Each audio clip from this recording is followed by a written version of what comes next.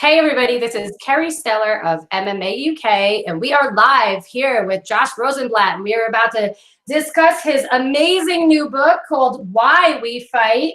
And without further ado, Josh, how you doing today? Hey, Gary. How you doing? It's great to be here. It's great to have you on. So you have had a fight career, you are a fighter, and now you've authored a book, written a book. Tell us a little bit about that. I had a very, very short fight career. I fought one fight, an amateur fight back in Long Island for the Aggressive Combat Championship back in 2016. And then I decided, or rather I decided beforehand that I wanted to write a book about the experience of what it's like to train for a fight and put yourself through that and walk to the cage and do the whole thing. So yeah, the Why We Fight came out 3 days ago, came out on Tuesday. So this is sort of a big week. Where can everybody find your book? I know that I had seen a post that it's in Barnes and Nobles. Is that in all Barnes and Nobles? Yeah, it's in all Barnes and Nobles, and there are certain Barnes and Nobles that are sort of sports specialty ones, or they do a lot of business in sports, and there you can actually find it on new release tables, which was pretty exciting to see and very exciting for my mother to see and friends and stuff. But yeah, it's all over the place. Amazon, Barnes and Noble, indie bookstores, anywhere you buy books. I actually had a couple of people message me as soon as I put the post up. They said, where can we buy it? Where can we buy it? And I said, definitely Barnes and Nobles in the city, but I will find out from you if they have it anywhere else. Oh yeah, all over. That's amazing. I'm going there today. I'm going to take a picture for you. Thank you. This has been one of the most exciting things about the book coming out is friends sending me pictures of my book in various stores next to various pets and children and stuff. It's pretty fun. So how do you like writing and having your hand at doing this? Because it's a very fun business. Writing is amazing. It gives you an outlet. There's just so many great things I could talk about it, but I'd like to hear your opinion on that. What do you think about that? Because this is new for you technically, and you did a great job. So I can't see this being the only thing you do. Actually, this isn't new for me at all. The fighting thing was pretty new for me. The writing thing I've been doing for years. I started as a writer in Austin, Texas. Okay. And I was writing about movies and I was writing about politics. And then about 10 years ago, I fell head over heels in love with watching MMA and started training MMA. And it just, all my interest in other sports went away. It was like, suddenly it was my favorite thing in the world, which was weird for me because I was not into violent sports. I was not into fighting, but something about MMA just got to me. And I was writing about movies every day and I was writing about politics every day. And I sort of realized that there was sort of an open market for writing about MMA. There were some people doing it and some people doing it very well, but it seemed like it was kind of wide open. And I love boxing writers like Norman Mailer and Joyce Carol Oates and Bud Schulberg. And it seemed like there was an opportunity there for good writing about MMA to be done. So I started writing for Vice magazine a few years ago, and then just by pure coincidence, they were thinking of starting an MMA website right around the time I was writing for them. So when they started Fightland back in 2012, I was the founding editor, and then and I worked there for several years. And then when I left Vice, I wanted to write a book, and I also wanted to fight one fight before I got too old to do it. So I said, put those two things together, fight a fight, write about it, and see if people want to read about it. That is amazing to go from politics and sports to mixed martial arts. I really like that. That's really awesome. People don't really think that you can kind of cross into both worlds. And when you're a writer, especially being a creative person, you definitely can. I've written about a million different things, but before we get into Why We Fight, I actually wanted to see your opinion on. Did you watch the program about, it was called Combatant in Chief, and it was about Donald Trump's history in mixed martial arts? I didn't see that, but I do know about about that history with Affliction and his early days with the UFC and stuff. But he's a major influence in mixed martial arts. He's actually in the Martial Arts Hall of Fame in New Jersey. That's right. As a visionary, which is huge. And I wrote a gigantic article on it because a lot of people were so misinformed. And you saw, I Googled it and saw all these people writing like, why would the UFC do anything with Donald Trump? What is this like? Blah, blah, blah, getting all catching feelings. And I said, you know, it's not there. He actually does have, like him or hate him, the guy is a huge influence in martial arts in general, not just, you know, the UFC. So I just wanted to hear your take on that. And what was it like getting into your, well, I don't want to say one you know, one amateur fight, but actually getting in there and getting into a fight and preparing for that? How was that for you, since you wrote the book on Why We Fight? It was the most amazing experience of my life, the fight. I mean, the training and everything. And again, I had been training for several years before then, but like sort of buckling down for 1 year and training specifically for a fight. I mean, it was like really, if there's one sort of lesson of the book and one thing I was trying to get across in the book, was just the idea of fighting as a way towards self-transformation. I mean, because it really, I know for me and for so many people I know, friends of mine at gyms and other fighters I've talked to, and people in the fight world, that it's a very transformative kind of a thing, and it can be anyway. And to watch myself over the course of that year sort of transform in terms of my body and in terms of my brain and in terms of my discipline and what my life became, it's kind of remarkable to think that your life can just kind of be clay, you know. I think we get the idea in our head that our lives are sort of one thing and our personalities are one thing and they're sort of firm and set. And then you decide to fight a fight and you kind of realize that, oh, I can transform kind of every part of myself if I want to, which is very liberating. That's kind of the lesson that I have taken from fighting from the very beginning. Again, I was so not into fighting before I became into fighting that it was like kind of shocking to me that it was that way, and my life changed as a consequence. Getting in the cage itself was the most thrilling thing I've ever done by a factor of 10. I mean, it's to walk down that aisle, and it was a short aisle, but to walk down that aisle and you're stand there half naked in front of a room full of screaming drunken strangers, and there's some guy across the ring from you you've never met before, and all he wants to do is take your head off. And it's totally terrifying and totally thrilling, and everything in your life just sort of becomes so focused in that moment. It was remarkable. And then, yeah, I mean, I could talk for hours, and I talked for 200 pages about just how thrilling it was to do that. But it was the greatest, sort of most transformative moment of my life. Tell us about the fight itself. Now, I was actually there. I was at that fight card. Oh, yeah, okay. I started. I think one of my first amateur shows was a different show. But when I found ACC and found what they were about and how they presented themselves and their fight cards in general and the matchmaking and everything that goes into it, no offense to any other amateur promotions, that's pretty much where I said, this is my home. These are the people that I'm going to work with. They're the best. Yeah. They really, Tom and Eugene are second to none in amateur promotion. They take care of their fighters. They set you guys up for what it would be like to be in a pro atmosphere. So I made my home there. But yeah, I was actually at that fight. Tell us a little bit about the fight itself.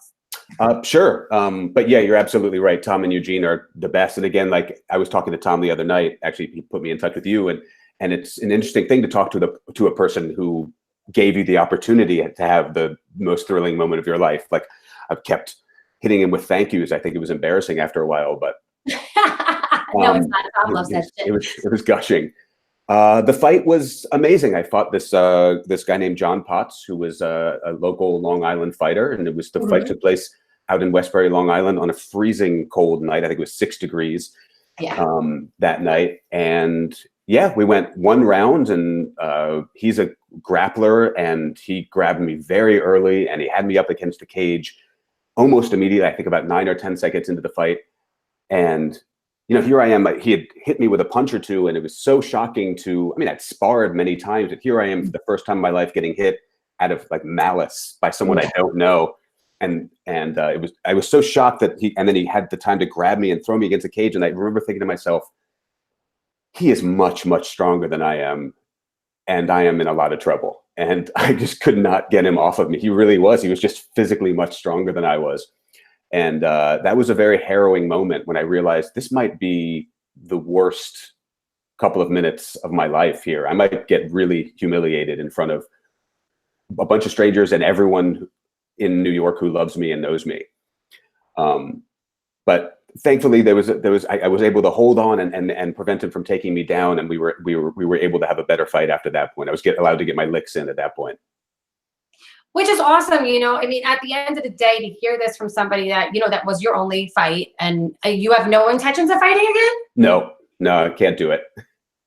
Is it because of just everything that goes into it? Or I know you had mentioned the age thing before, which, I mean, you know, we've seen people fight into their close to 50s, but at the end of the day, you know, normal people, and I don't want to say that as an insult, but people that don't train or haven't trained or, you know, aren't in this field, so to speak, don't realize that you do have a shelf life. Every fighter does. You know, your brain doesn't handle impacts the way it did when you were in your early 20s, so to speak. No. Our brains aren't meant to take damage in our 30s, late 30s and 40s. It's just not. You don't handle it the same way.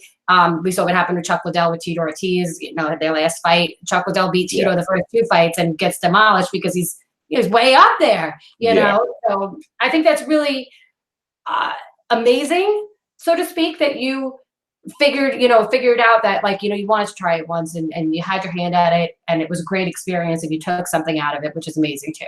Yeah. Well, the thing is, there's definitely the age thing, though I don't think that would keep me necessarily from doing it again on its own. I still spar and I love to do it. And like you said, like, I think that there's something in the sort of fighting mentality that unfortunately doesn't allow you to stop when you probably should. You look at someone like Chuck Liddell or BJ Penn, and, you know, these guys, and obviously they're real fighters. I'm not that, but oh, you are stunning.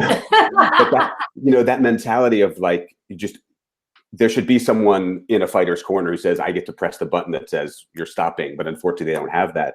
Absolutely. And they do. It's your corner should be, you know, I've seen, was it Ortega? No, the doctor called that fight off with Ortega and Holloway. Oh, yeah. A corner should too. And it's just my personal opinion. Like, when I saw Raquel Pennington fight Amanda Nunes, you know, Raquel said to her corner, I'm done. Right. I'm done. And her corner should have been humane enough. Yeah. And I will say that, to say, you know what? We're throwing the towel in. For her to take the unnecessary punishment that she did for the next round and a half was just silly and foolish.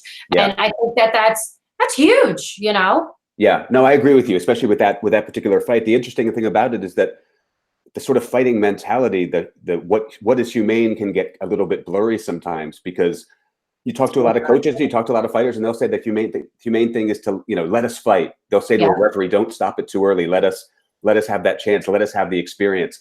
And so what's humane? Because really the humane thing would be to not let anyone ever fight ever in a cage or a ring. That would be the really humane thing. But when you get people who want to do that, it's sort of like, I mean, that's why it must be so hard to be a referee, to know when you want to give them a chance to do it, but at the same time, you want to make sure they're okay. But that's actually a next step for me, is to do refereeing. I'm going to be taking officials course. Yeah, absolutely. Because you know what? At the end of the day, I'm one of those people. I just do not care what people think about me. I do not care what people would think about the outcome. If I called a fight early and people caught feelings, I just say, well, you know what? You're going to fight another day. Deal with it. You know, at the end of the day, that's the referee's job. Their one and only job is to make sure fighter safety first. I think it's great you're going to do it. It seems like a thankless job being a fight referee, but I think it's great that you're going to do it. Thanks. I mean, there's not enough girls out there that do it. There really isn't. I've seen maybe 2 1/4 female referees. That's true. There was that woman who did all those UFC fighs for all those years, and then she vanished. The long ponytail, right? Yeah. What happened to her? Well, I mean, I hate to say it, and I really don't want to be the one to say it, and this is going to come out so bad, and somebody's going to get mad at me. But the UFC is about marketing people. That woman was not marketable. I hate to say it. She's talented, great at what she does. But, I mean, look at what they do. People know Big Dan Murgliata all over the world. You know, I go to PFL, people start chanting his name when they say it. Right. Before the fighters, they start chanting Big Dan, Big Dan. You know, so I see why she's not. I think it's foolish. I see why she's not. It's interesting. I never thought of the marketability of referees before, but you might have a point. You kind of feel like everything in the fight game is marketable. Well, absolutely. I mean, you look at now, they just got rid of, or they didn't. I'm not going to say get rid of, but the UFC did not re-sign Jimmy Smith. Yes, that's true.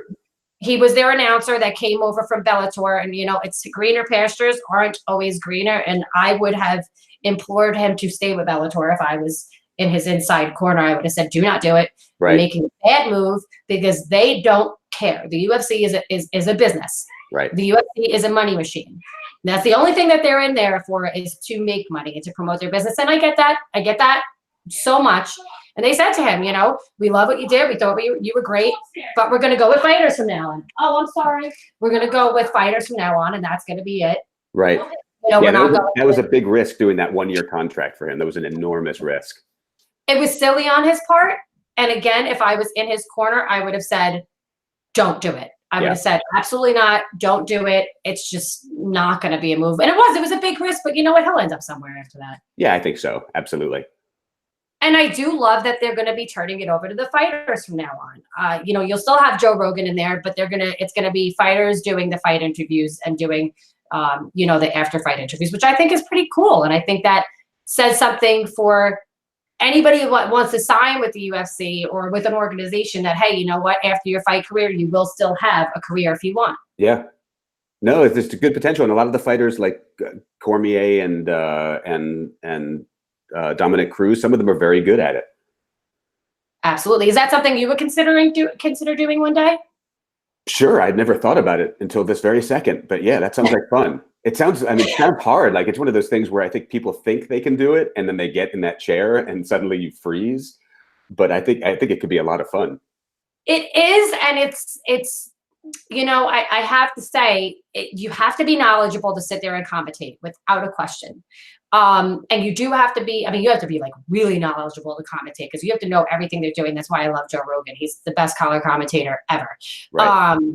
Now with broadcasting and stuff like that, it's just really, it's funny because it's almost getting out of your own way in a way, because at the end of the day, you know, people are going to know you for who you are, and they're going to know that, you know, the person doing the interview, but it's really about the fighter. You know what I mean? And so if you have a voice, you have a look, and you know what you're talking about, and a confidence, right? That's a great, great, great option for any former fighter or fighter, you know, that might just say, hey, you know what? Let me try my hand at something else. Well, look, next time we meet, Carrie, you might be refereeing the fight and I might be calling it. So.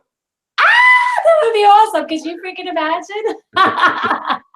And you know what? I do have somebody that you could contact if you ever wanted to try your hand at that. Tom Kilkenny, if you're watching. Because he does. They give people an opportunity, and I've seen fighters sit cage side and do commentary for them, which is really, really amazing. And you know, their ring announcers, they pick people that are specifically for that, which is really smart. You know, I just heard recently that the guy I fought, I think, is doing some commentary for one of the local fight organizations. I just heard that, which is fantastic to hear. It is. I mean, I think it's a nice turnaround, and it's just great for you guys that, again, there is life after fighting. And, you know, because you don't want to leave the field you're in and the passion that you love, but you might find another talent for your passion. And they're two different things. Having passion and talent is two completely different things. Sure. But when they meet, when your talent and your passions meet, that's when you can have unlimited success. Yeah. People don't realize that like you can have a passion in something and not be talented in what you're doing, right? Right. So it's never going to translate how it should. And you could be talented at something and have no passion for it, and it's still not going to translate because you can tell the person doesn't love it. Yeah. When you got both, and it could be anything, you know, you've got a passion for fighting, you're talented at it, that's great, but find something else that you might have a talent with. Yeah. A whole new career. I mean, I definitely feel that way about fighting. I mean, I was never going to be a professional fighter or anything like that, and I started too late to do that, but I think my passion outruns my talent. I love fighting and I love sparring and I love getting in there, but you always know when you're in the ring with a real athlete, like you sense it immediately. I'll be at my boxing gym sometimes and I'll start sparring with someone who's a real athlete, and it's just, you can see the speed and the accuracy, and they learn things so quickly, and it's like, okay, I didn't quite have that, but I'm willing to let people punch me in the face, which is something, I guess. It's huge. I mean, I say it all the time. It definitely takes a special kind of human being to punch people in the face and to enjoy being punched in the face, because at the end of the day, not that you like love it, but I mean, there has to be some kind of enjoyment factor out of it to be able to get there, in there. I mean, if you take a beating, you take a beating, you know. Yeah. I actually joke around with people. It makes me feel alive. Yeah, no, you got to kind of like it. You have to kind of like getting punched in the face. I've definitely sparred with people over the years who really want to be fighters, and then they get punched that first time, and you see them go, oh, right, this isn't just punching. There's the other 50%, and they don't like it. And if you don't Well, it's like a it, fight or flight. you're not gonna make it, you know? Absolutely. And there's a fight or flight factor in fighting. A lot of people don't realize some people will get punched and crumble and just you could see them kind of crumble instantly. And Yeah. some people, it turns them on. And I always joke around and say, well, you see a fighter and it's like, oh, they just got to get punched in the face a couple times before they get really like, and it's true. Sometimes you do. Sometimes you need that little wake up, like, oh, wait, I am in here, Oh yeah, it's totally a wake up call. You're absolutely right. And I feel like everybody in the world should at least train in some kind of martial arts, because how can you really test yourself as a person if you've never gotten in some kind of fight? And I know that sounds crazy, and there's a lot of people that just aren't built for it, but there's so many different facets of martial arts. You got jujitsu, you got kickboxing, you got Muay Thai, you got just endless things that people could do that it really will test your ability as a human as to, do you have that flight instinct or do you have that fight instinct? And there are different kinds of people in this world. Yeah, I totally understand why people would not want to do it, but I'm pretty evangelical. Ever since I started training, it's all I want to talk about with people, and I'm always saying you should try this, you should try this. But most people don't want to, which I totally get. But that doesn't stop me from yapping all the time. Not a fighting question, but are you religious? Nope. Oh, because most people wouldn't even pull that term out. Most people wouldn't even really know what that meant. Evangelical. Evangelical? Oh no. Yeah. I love that. I just like going from village to village, spreading the word of fighting. Yeah, I love it. So you've written this book. Yes. I have right here. Again, thank you so much for my copy. Tom Kilkenny said he wants his. I know. I owe Tom a copy. It's true. Yell at Josh for me. I'm like, well, I won't yell him, but I'll tell him. This isn't going to be your only book, correct? I hope not. I loved writing a book. I hope I can figure out another story to tell. I'm not sure what it is. You sort of write these books, and I lived it for, between the year of training and the year of writing and then the year of editing and now all this promotion and the whole thing. Like, you live with it for so long, and then you have to come up with book number 2. And the question for me is, this book was extremely important to me, partially because the fighting the fight was so important to me. So the question for the second book is going to be, how do you find something that I'm as passionate about as those 2 things, which are my 2 favorite things in the world? So I'm going to have to figure that out next. It might be about fighting in general and finding your voice and doing broadcasting or back in journal. You know what I mean? There's just, again, I feel like you will definitely do another book on fighting of some sort. I think you're probably right. Yeah. As a writer, I just keep coming back to it. I just can't escape. It's once you're a writer, you're always a writer. A lot of people, I know, writer's block. I've heard of that. I luckily have not. Knock on wood. I haven't had any in my career. And I feel like that could definitely be like circumstantial for people. Like maybe something happened and that's why, I don't feel like you just get writer's block. I kind of feel like once you're a creative person and you have a voice and you can articulate it, you're always going to find something to talk about. Like you did politics and sports. Now you're doing mixed martial. You know what I mean? So I feel like you'll always find something to talk about. Right. Sometimes, though, that blank page is pretty terrifying. Sometimes when you're sitting down to start something and you've got a million ideas in your head and you've got so many things to say, but you look at that blank page and that blinking cursor and you just think you've just drifted off into the vastness of space and you're never going to get back. I think that's the real terror for me. It's the beginning. It's starting. Once you get going, then you're okay. But that blank page can be a real doozy sometimes. I'm going to send you a copy, not a copy. I'm going to take a picture of a notepad that I have. And before I write an article or do any interview, I put all these like little, like when you see a cartoon, it's got like the thinking bubble on this person's head. Yeah. Well, I'll put like the idea that I want, and then I put all these little sub ideas around it. So it's funny because when I do an interview, like I'll go off of the one idea and then I have all my little sub ideas. And sometimes I don't even get into the questions that I've written out because I'm like, wait, there's a new one with that little idea I have. I'm a big believer in writing as much as you can down on a piece of paper. You know what I mean? Before you even, and it's funny because I look at things that I have little things all over my house, little things I've written and little notes to myself. And I'll find that like, I'll utilize that in some of my articles. It's really wild. The little tools and tricks that we have. It's really cool. And I really do. I love your book. I read it, part of it. I didn't get to read the whole thing. I just got it the other day. I'm really excited. You are very well written, which is amazing. Did Thank you you go to very college much. for this? For writing? Yeah. I didn't do much writing in college. No. No? Did you go to college? I did. Yeah. What did you go for? I was just a liberal arts major. Okay. Yeah. But no, And I you didn't. could, I did writing. Obviously, I did writing essays and stuff like that. But it wasn't until I was in Austin and I started writing for like the alt weekly newspaper down there that I fell in love with it. that's awesome. Yeah, when I That's really realized you good. could get paid to express your opinion, I was like, oh my God, this is where have you been all my life? Isn't that the best thing ever? I actually said that to someone the other day, some troll that was trolling me. I'm like, dude, I get paid to do this, bro. Like, this is my job. Like, you're just sitting here with a private account talking shit. You know what I mean? Right. Like, at the end of the day, let's call a spade a spade. It was really funny. And I pull that out to a lot of people all the time when I have people combat me on my, opinions. And I'm like, listen, first off, this is just my opinion. And secondly, it's my job.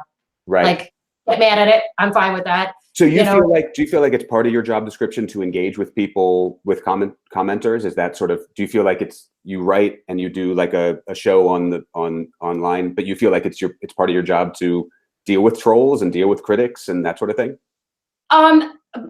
It is and it's not. I don't get upset about it. What they think about me is none of my business, right? That's a firm rule of mine. What anybody thinks about me is none of my business. So I can literally take it and not feel personal about it and not feel attacked.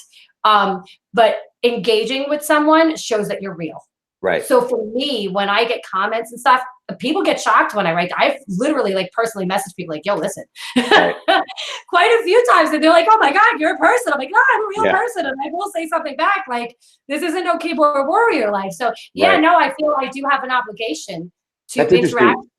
That's interesting. I think you're right. Probably like sort of these days that you do have like that people want to feel like they can communicate with you and interact with you. I've always felt like, I don't know, especially with the really bad ones, the racist trolls and stuff like that. I've always felt like they feed on oxygen and attention. And the best thing you could, for me anyway, just because I just don't want to engage, is like when they get ignored, it's almost like they shrivel up. I don't know if that's actually true. Maybe they take their toxic thing somewhere else. But I've never been able to engage with them. The next one. Yeah, exactly. They're going to find somewhere to go, I bet.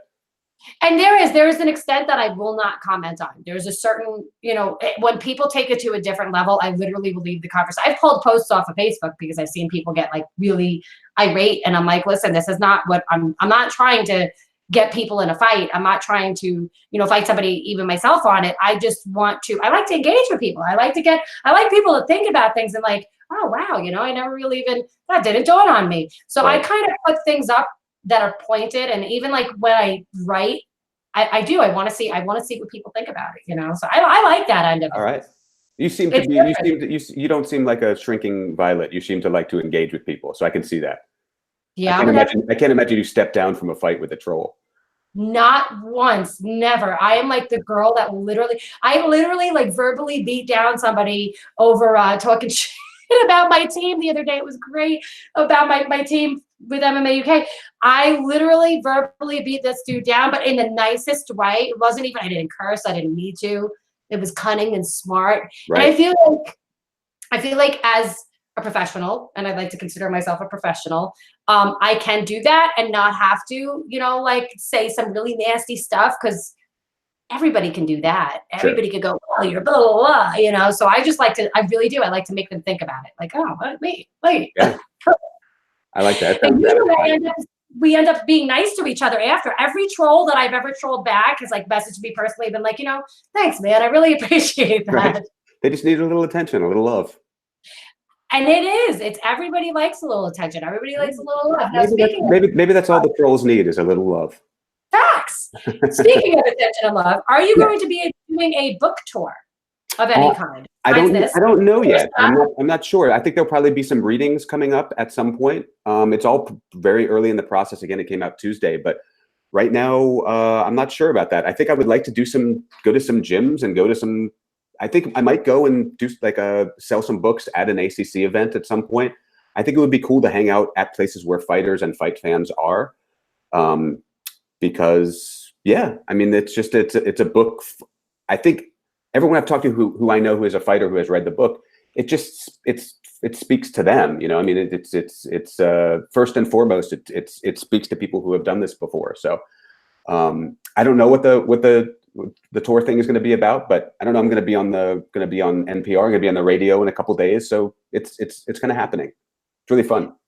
And I want you to talk about that for a little bit about you're going to be on the radio. I know you're going to be doing is Nick's show, Nick the Tooth, is his on the radio, or is his the podcast? You Nick said, the correct? Tooth is a podcast, yeah.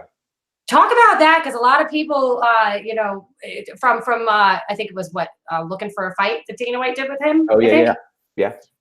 Talk about that, because a lot of people now know from that who Nick the Tooth is. I knew who he was before that, and I know you did, but a lot of people, that's who they figured out who he was. So why don't you talk about that for a minute? Well, Nick, I think, is old good friends with Dana White, the UFC president, and I met him years ago when I was working at Fightland, because Fightland was affiliated with the UFC, and randomly Nick came into the office. I don't even remember now why. And we hit it off immediately. I mean, he's the sweetest guy you'd ever want to meet. And he's just a giant personality. And he and I just connected, and we sort of stayed in touch over the years. And then when I started posting on Twitter that my book was going to be coming out soon, he immediately got in touch with me and said, "You got to come on the podcast." He's a jiu-jitsu nut. So his podcast is a lot about jiu-jitsu. He has a lot of coaches on there and a lot of trainers and a lot of fighters on there. And they just talk jiu-jitsu all the time. But he immediately got in contact with me. And so I ordered myself a fancy new USB microphone, and I think sometime next week, he and I are gonna talk. He's just a great conversationalist and a great guy who just loves fighting. So it should be fun. That's a perfect formula right there. Who you want to spend your time talking to? Exactly. Absolutely. And now what radio, NPR, you said you're going to be doing? Yeah, on Monday morning, I'm going to be on NPR show at 10, I think. Very, very cool. Which is pretty cool. Yeah. I think it's not going to be like yours. It's going to be a lot more like I'm going to have to explain what MMA is and explain what the rules are. It's a totally different audience, you know? Yeah, luckily this is what we do, so you won't have to do much explaining about that. I felt so conscious, even when I said Dana White, who is the UFC president. I was like, they all know that's why are you saying that? Because there might be somebody out here watching that doesn't and isn't. I have friends that watch my shows all the time, and they watch all of the stuff over here at MMA UK that aren't into MMA. So I have people that like this. You're good. Okay, good. Why don't you tell me one of your favorite stories out of this, or one of your favorite, excerpts from this book? Yeah, so there's a lot of different things. I mean, one of the things that sort of sticks with me is the training I went through. I broke my hand about halfway through, or one bone in my hand halfway through the training process. I was fracture? Right, this one right here. Yeah, right down the middle. I have one right there. Yeah, I was doing. I was in a jiu-jitsu class, and I got my hand caught in someone's gi, and he moved in a weird way, in a particularly aggressively weird way, and it just cracked my hand. Wow. And there's a chapter in the book about the experience, talking through not only what happens to the human body in that situation, but also it was a good moment for me to sort of tap into understanding how important fighting is to me and what a role it played in my life, because to not train for 6 weeks was just so deflating. And to realize that I couldn't wait 6 weeks, that I couldn't sit around and do it. So I actually ended up going back to my boxing gym and just told my coach, this hand doesn't work. I can't use this hand. So let's just work on the other one. And we just worked on my jab for weeks and weeks and weeks. And there was something about that experience that spoke to the sort of obsessiveness that fighters have, that you will literally just sort of ignore the fact that you've just broken a bone. I mean, it's on a much smaller scale of when you see UFC fighters fighting through broken orbital bones and broken legs, and they're bleeding all over the place. This is my small amateur version of that, but it's still the impulse and the desire was to not step away. Like, your body is screaming out to lie in bed and recover, and you're saying, no, I've got another hand, so I'll just work on that hand. And as a consequence, I have a nice little jab now, because I had to learn how to jab. It was the only thing I had. I love that. I think that's really great, because, a lot of people don't know that, a lot of fighters are fighting through injuries. You're never really going to get in a cage 100%. It's just not going to happen. No, you're always hurt in some way. That's true. Always, there's something, some ailment, something going on. There's no fighter is ever going to be 100%. It's just not going to happen. Right. But to push through that and keep going, that again is your fight mentality. That's not a flight mentality, because anybody that has a flight mentality would be like, all right, I'm going to bed, taking some Motrin, whatever, you know. But a true fighter is going to say, you know what, got another hand, gonna make it happen, especially when you're training for a fight, because you can't just, days off are going to be days off, you know, minutes off your fight or seconds off your fight. It's true. It's true. Yeah. They're much smarter than we are. The people who stay at home after they break a bone and let it recover. Oh, no, that's a smarter thing to do. It is in a way for their career. Yeah. For ours, absolutely not. You can't take a day off. And I laugh. I actually say that, like, I could be sick as a dog, but I'm still writing articles. I'm still doing, you know, content. I'm still doing something. And that's just, you know, that's the fighter in me. I don't ever want to stop. I want to keep going no matter what I'm doing. You know, I told you my nose cracked in sparring, and I was like, all right, let's keep going. Like, what? For me, there's nothing better that it's when I like take a week off or 2 weeks off for whatever reason, and I feel fine. When my body feels fine, I feel weird. Yeah. Like if there's nothing bruised, or if my nose doesn't hurt, or my hands, or I don't have a little black, that's when my body feels like, I feel like I'm not using it. And it feels like it's just this sort of thing hanging there. I like to feel a little bit of soreness somewhere. You know, it does. Well, one, I kind of feel like when you feel too great, it's a full sense of security, because there's something going on always. No human is perfection, is perfection always. It's just, it's not. But I get that. I really, really do. And I feel like, I mean, one, I kind of feel like if you've had an injury, you're never going to feel great. You're always going to, you know, especially in this kind of weather, you're always going to feel a little twinge of pain somewhere, a little joint ache or whatever, you know. But, you know, what I want to know is, and this is a good question because it's so funny. You can ask a young person, what do you want to do with your life, right? And most young people have no clue. They don't know what the hell they want to do. They don't even know what they want to do, you know, 5 minutes from now. Right. So ask somebody what they want to do with their life is a little silly. Asking them why they want to do it is a whole different ballgame. So that's why I love your book, because why we fight is so different than, you know, what did you do to fight or whatever. But most people, a lot of people don't know. Fighters generally do. Right. Normal people don't. But you guys usually, you know, most people have a reason why they do it. You know, some it's for money. I spoke to a guy yesterday. Yeah, it's for the money. Well, that's great. Right. There's a lot of people that do it for, you know, just to test themselves, like what you did when you wanted to get in one fight. But why do fighters, not why do they fight, but why or how? How is it that you could get up every day, get in there, train, no matter what, leave all bullshit aside at the door? You know, people have a big problem with that in real life. But when you walk into that gym, you got to leave all bullshit at the door. You know, you can't walk in there pissy and attitudey. You got to be focused. Right. How do you get there? How do you do it every day like that? Yeah. For me, I'll tell you what. I mean, for me, it's a strange thing to say, not for fighters, but it's a strange thing to say that fighting is a peaceful thing, that it's a reprieve from problems, that it's a relief, but it really is. I find that when I'm sparring, it's the closest thing I have to meditation. I've never been able to really sit there and do 20 minutes of breathing and focus on the thing and clear the brain.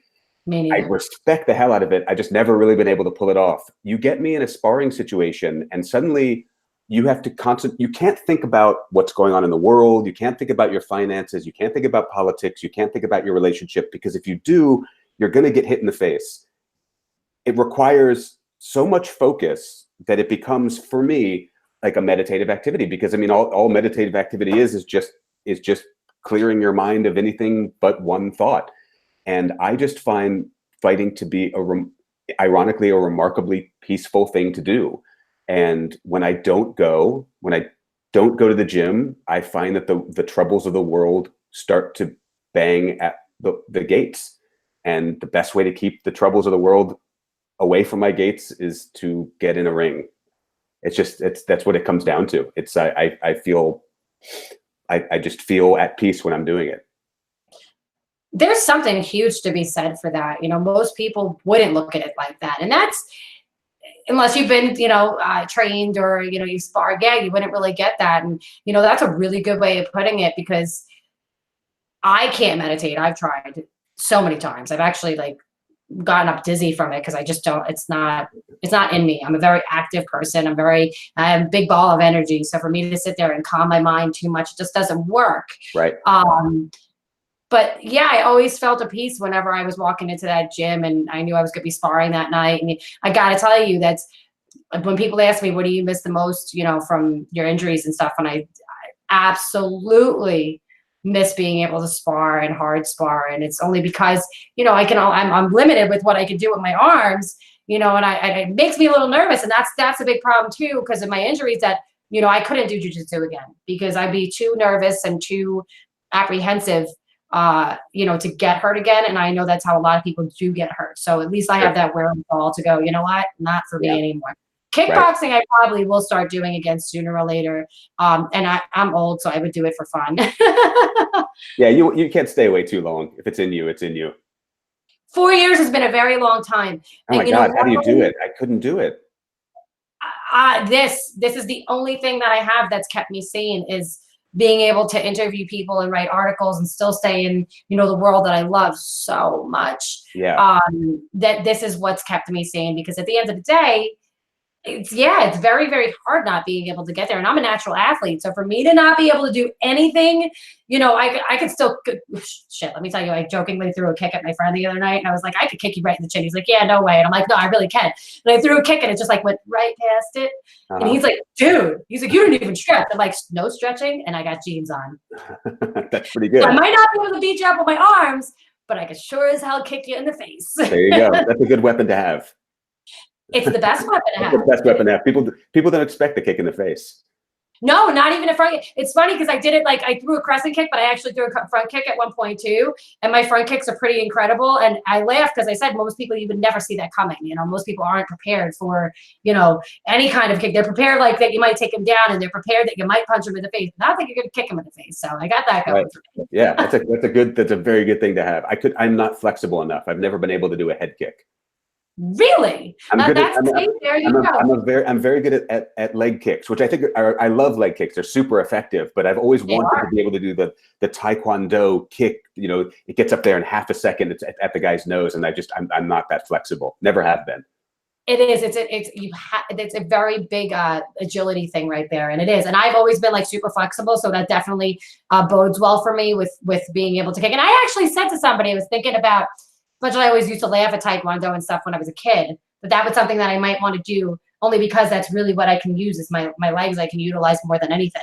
So for me, that might be something fun just to mess around with. But I'll probably just do kickboxing and Muay Thai again. It's totally true. I mean, Taekwondo is almost entirely kicks. That might be good for you. Yeah. Absolutely. And I can still throw a jab. I not to say that I haven't had to use a couple of punches over the last 4 years, and I have, which is really incredible. And that's why I implore women to take martial arts and to take not a self-defense class, because I don't believe in that. I don't think that you could learn anything in 4 hours and be able to actually apply it in life. Right. So I kind of tell people that if I was to tell any gym owners, put together a self-defense class, but make it a course where it's X amount of classes, X amount of time. And then they could say, okay, you are ready where you could use it if you needed to. And you don't want to have to. That's the end of the game. You don't want to have to use it. But to know that you can, I have 3 sisters. And my dad's always saying, I have to worry about them, but I don't got to worry about you. I said, no, that's what you got to worry about. Like, worry about the person that's coming after me. Right. Don't worry about me. I'm good. They're the ones you got to worry about. Absolutely. And it's true. Now, do you have a family? Do you have children? No, just me and the wife. If you did, would you put them in martial arts? I don't know. I mean, I have nephews that I'm very, very close to. They both consider themselves ninjas. I love it. Not so much, very little training in the ninja arts yet. But I don't know. I don't know anything about parenting, so I don't know if you're supposed to put them in things they don't want to be in, or my instinct is to say whatever they would want to do, I would do, but I don't know if that's good parenting. Answer. I don't know if that's good parenting at all. Yep, that's the best answer, because you know what? Not every kid, no 2 kids, unless they're even identical twins, aren't exactly identical, because people have their own wants and desires and stuff out of life. So yeah, no, I think that's the best way that you could have put it, is what they want to do. And a lot of kids, maybe I do know something about parenting. I think you do. And I mean, it does come from being an uncle, because I'm an aunt. I don't have any kids. I'm an auntie.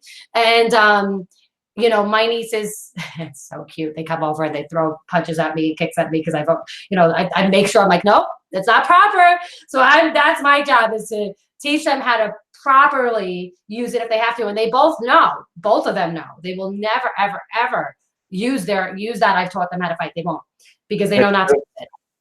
That's so great that they listen to you, because my nephews believe they're such good fighters and such ninjas that they don't want to hear me tell them how to actually throw a punch. They're just like, you do that stuff, I'm going to spin wildly near the television and endanger potted plants, but I'm the ninja master, and I can't stop them. So I love it. They're not learning anything. Don't ever be a dream crusher when it comes to kids, because nobody wants a balloon popper in their face. So I'm the same way. Like although I do, I'm a little bit of a Gestapo when I see them throw a pump. Like, that's not right. You're gonna hurt yourself. I take a very hands-off approach as an uncle. I want to be the guy that they never associate with discipline or work or homework or any of that. I'm gonna be the guy they associate with ice cream and wrestling matches. I love it. I think that is. See, now my problem was that I was actually their nanny for a little while. Oh yeah. Well, my brother-in-law worked at night. My sister worked during the day. So they were like, will you come over and help us? Absolutely. So I feel like that changed it for me, where that's not me. Usually I'm a fun lover. I'm like, let's just go and fucking, do something. Let's go jump in a pile of leaves. Like, I totally get that. But that's aunting and uncling is probably one of the biggest rewards in life. Oh, it's the best thing in the world. The crucial thing is you just have to avoid all responsibility. That's the main thing. You could send them home. Yeah, they can always go home. And they will. And it's good practice. That way, if you ever do want to have kids and you and your wife feel like, that's something we're going to do, you have great practice right there, and you have a great trial run to go with it, I think we're done. I think we're born aunts and uncles, the two of us. That's awesome. And, I have to say, I commend you guys, because at the end of the day, a lot of people, they get really upset that I have friends. I have a cousin that's decided she's not going to have any kids, a cousin-in-law. She's older than me. And she's like, you know what? It wouldn't be worth it at this point. And, we sat down and I said, well, how do you feel about it? Or the reporter in me. Like, how do you feel? How does that make you feel? Sometimes she gets sad, sometimes. And she said, but you know what? I feel like I'm a better, aunt or teacher than I would be a mother. And I said, that's how I feel. I mean, I know I'm too selfish. I love going out. I love going to fights. I love going to fights in different states. So for me, I know that that's something I would have to give up immediately. I don't think it's worth it for me, Yeah, I agree. I totally agree. It's good to know you got to know yourself.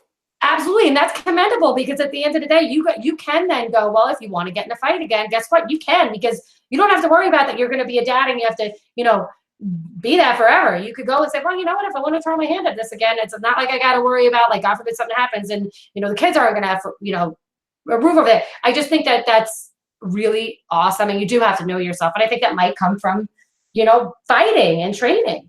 You know yourself better than anybody else. It does help. Yeah, absolutely. I say that in the book, that there's very few things better for self-knowledge than fighting. Facts. It's beyond true. It really, it could do so much good for someone, way more than it could do any harm, in my personal opinion, especially if you're in a great place and with a great, great group of people. And that, I want to hear what you think about that, because, I will never call anybody out. But I see coaches that I just don't think they have their fighters' best interests at heart. More so, they have theirs. How important is it to have a great team around you in that respect? It's everything. That's absolutely everything, especially with something like fighting, because fighting, you could cause a lot of damage to other people and to yourself. If we start training, it's a weird place we're at in society, that mixed martial arts has become such an integrated part of the culture. I think it's wonderful. But you have to make sure that it's good coaches. Otherwise, you're going to have, because now that we've understood what it is to be a great fighter, they now know how it is. You put together the Muay Thai and you put together with the Jiu-Jitsu. They know how to make little perfect fighting creatures. if you have amoral people training people to do that, or the people going to the gym and wanting to become that, then you've got people wandering the streets who are great fighters, which is terrifying to think about.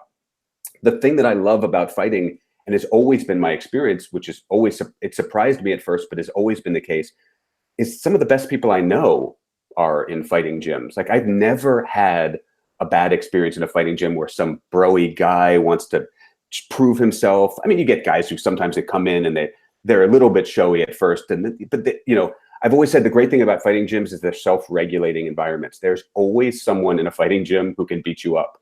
Absolutely. Which is a great thing for egos. It just puts everyone on the exact same plane. We're all in the same place. We could all get beaten up by that guy. It's true. So for me, having had nothing but positive experiences in fighting gyms, it's the most important thing. First and foremost, I think probably much more important than the ability to impart technical knowledge is the very first lesson, which is you're not supposed to use this to harm people. And yes. When you spar with people, like I've got sort of a sparring group at my boxing gym, and this guy joined us recently. He hasn't been training for that long, but he told me after he asked if we could go light, and so we did. And he said afterwards he was thanking us, just saying, I was scared to join because I didn't know if you guys would try to hurt me and really hit me hard, and I didn't want to do that. Every person I've ever sparred with, it's been understood. If I say to you, hey, can we go light? I don't want to get hit. The level of decency and humanity has always been so high, because I think people understand that you're always sort of walking that line where you could really hurt people. So it's number one. It's the most important thing that people know, that they're in a safe, supportive environment, that it's not about, I'm going to train someone that can go out and harm the world, even though you are. Absolutely. And I'm currently looking for somewhere.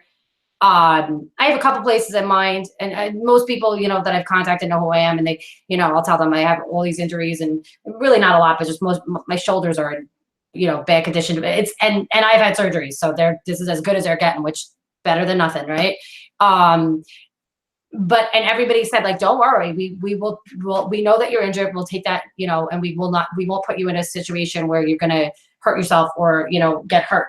Cause that's, I don't want to not be able to ever train for the rest of my life. And I've seen, you've seen fighters, have terrible injuries and still get in there and stuff. So I know that I can definitely still do it. I just know that I have to go to a place where they know that I have these injuries, and they know what they are, and know that, like, I don't want to get injured again or re-injured. Yeah.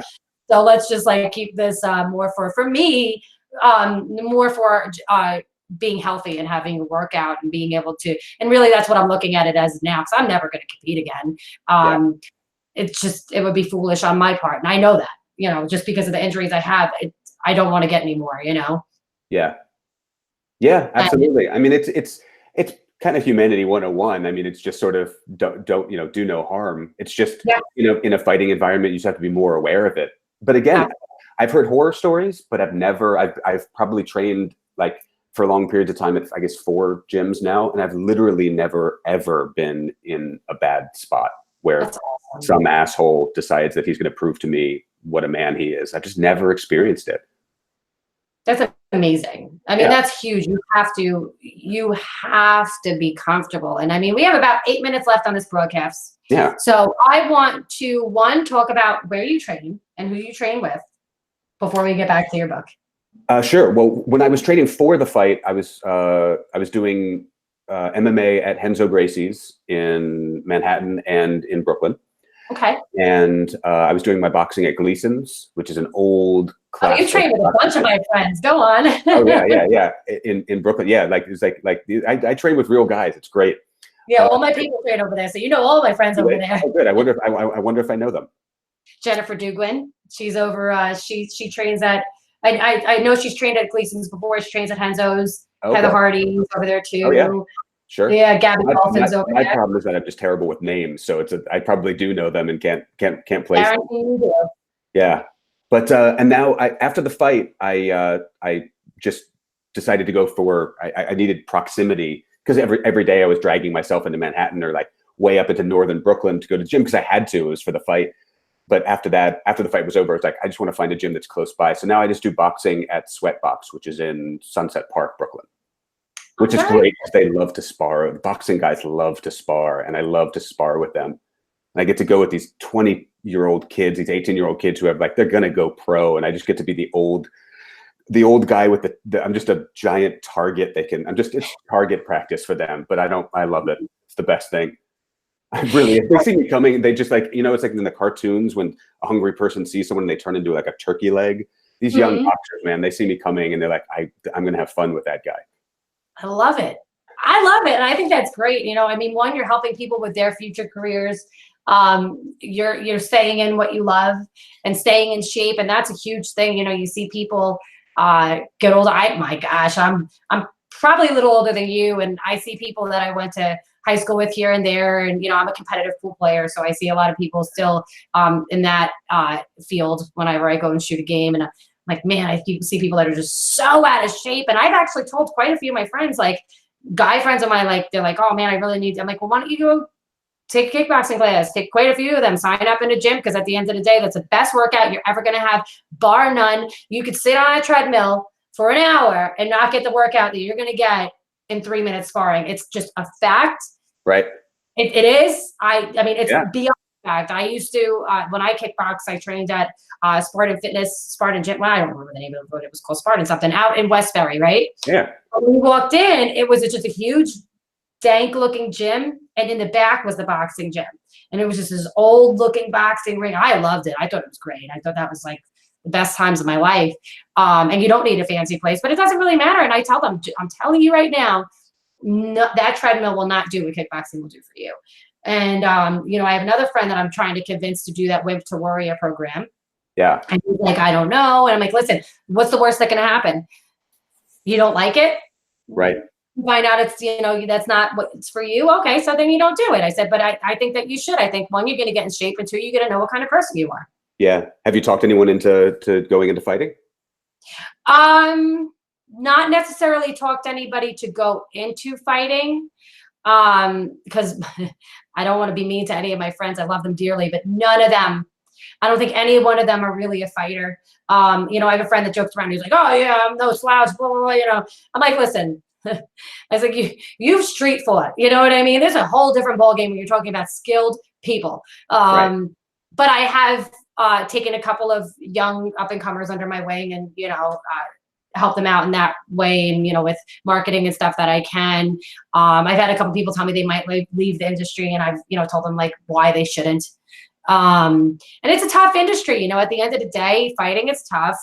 On this end is very tough as well. You have critics all over the place. And I just tell people, you have to have a thick skin. You can't not, you got like, look at Chris Cyborg. People are like literally trashing her all over the place from one loss, her second loss only. And I've interviewed her. I've spoken with her personally. She's one of the nicest people on the entire planet. She is just an amazing human being. They've been tearing into her for something or something else or this thing or that forever. They've always, the trolls have always been her. Yeah. And I said that to somebody today. I said, why? Because it's Chris Cyborg, because she's a target. She's a great, great, great human being. She's a phenomenal fighter. And, I mean, I do think that that loss was a purpose. There was something that was in that loss for her. And I'm hoping that maybe she goes over to PFL and somewhere that will really take care of her. And that's another thing. I'm always giving people advice on, make sure that it's somewhere that's going to take care of you. Because I saw somebody that was about to get into a pro fight that God forgive me, and friends of mine, please don't get mad, but had zero business being in a pro fight. Zero. Yeah. None. Hate to say it. Don't want to be that person. Is what it is. Good to say that. Yeah. And I look at the organization that was going to pick her up, and I was really, really, really, I'm very taken aback by it. Looking at the matchmakers, taking a look at her coach, like, really? You really thought that was a good idea? Like, yeah. And that's why I love to talk about stuff like this, because, people don't realize that you do need a big team behind you, and, you do need to know why you fight. You know what I mean? And I got to say, we got 2 minutes left on this broadcast. All the answers in that book. Josh, I want you to plug the shit out of your book. I curse sometimes, I'm sorry. Also, where they can find it, plug your social media. The floor is yours for the next 2 minutes, a minute and a half.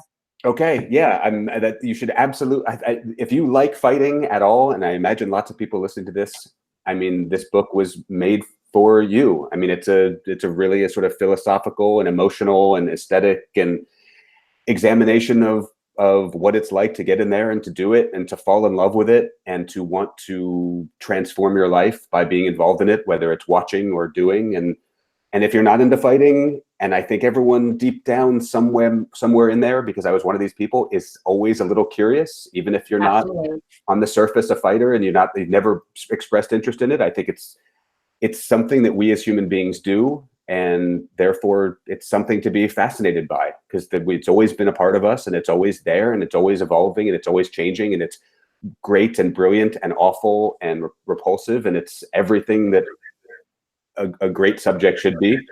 And I'd like to think I tackled it in my own small way. And you can get it everywhere. You can buy books, Amazon, Barnes and Noble, anywhere. And please do follow me. I'm on Instagram. I'm on Twitter. I'm on Facebook. And yeah, I'll let you know about. Oh, go to joshrosenblatt.com. I have a website now. Yeah, I have to remember to say that, joshrosenblatt.com. It'll tell you like when I'm going to be on interviews and that sort of thing. And again, it's a total passion project. I fell in love with fighting and just felt like I needed to, for some reason, get up on a mountaintop and shout my love to the world. And that's what came out.